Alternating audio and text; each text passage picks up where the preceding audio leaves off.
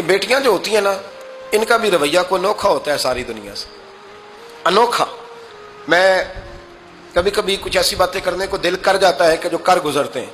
ایک صاحب مجھ سے ایک دن کہنے لگا، حضرت صاحب بڑی مشکل میں ہوں اور اتنا کٹھن وقت آ گیا کہ کوئی حال ہی نہیں۔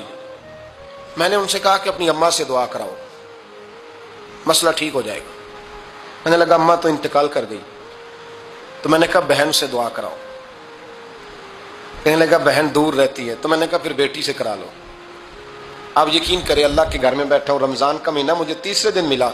کہنے لگا حضرت صاحب الحمدللہ اللہ نے میری مشکل آسان کر دی۔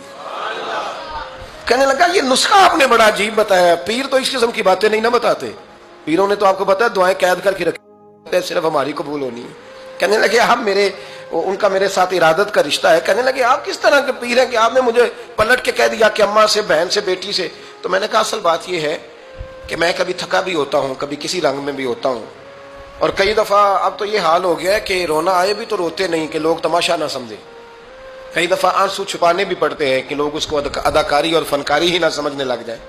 تو میں نے کہا یہ جو بیٹی ہوتی ہے نا، یہ جو بہن ہوتی ہے، یہ جو ماں ہوتی ہے، اس کو اشارتاً بھی آپ کان میں کہہ دینا مشکل میں ہوں تو یہ رات کو رو رو کے مصلی بھگو دیتی، یہ رو رو کے دعا مانگتی ہے بیٹے کے لیے، بھائی کے لیے، باپ کے لیے۔ اس کا رنگ ہر بیٹی پیار کرتی ہے، اور یقین کریں کہ کلیجہ ٹھنڈا ہو جاتا ہے جب بیٹیاں چھاتی پہ لیٹتی ہیں، تو لطف آتا ہے کہ اللہ کریم نے اس ننھی سی کلی میں کیا ٹھنڈک رکھی ہے کہ سارے دل کا جو ہے بوجھ اس نے ہلکا کر دیا۔ تو بتائیے پھر میرے نبی پاک کی شہزادی کی حضور سے محبت کتنی ہوگی۔